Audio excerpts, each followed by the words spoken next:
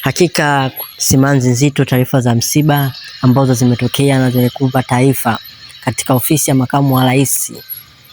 Taarifa inayosema ofisi ya makamu wa rais wa Jamhuri ya Muungano wa Tanzania Dr. Frank Nchimbi imegubikwa na simanzi kubwa kufuatia kifo cha ghafla cha mmoja wa watumishi wake wa karibu. Aliyefariki dunia ni Bi Kulwa Elo Ngusa, aliyekuwa mhudumu kama mpishi katika ofisi binafsi maalum ya makamu wa rais.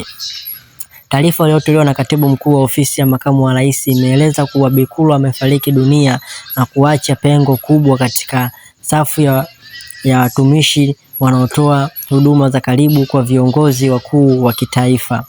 Hata hivyo, taarifa hiyo rasmi haikuweka wazi kuwa chanzo cha kimatibabu au ugonjwa uliosababisha kifo chake, zaidi ya kutoa taarifa ya msiba na taratibu za mazishi ya mwisho.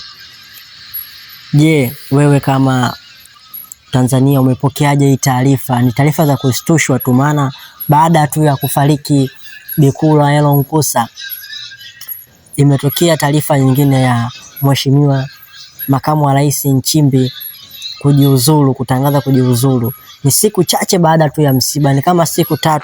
Wewe unaona hii jambo limekaa sawa? Ina maana inaonekana kuwa kuna vitu haviko sawa, na wengi wakisema kuwa chanzo hata cha makamu wa rais kuomba kujiuzulu ni aweza kuwa ni kifo cha Bi Kulwa Elo Ngusa, huyu mpishi wake. Sisi kama channel ya DTM Network Plus tunatoa pole za dhati kwa familia, ndugu, jamaa pamoja na ofisi yote ya makamu wa rais ya msiba huu mzito. Mungu ampumzishe roho yake marehemu pema mahali pema peponi. Amen.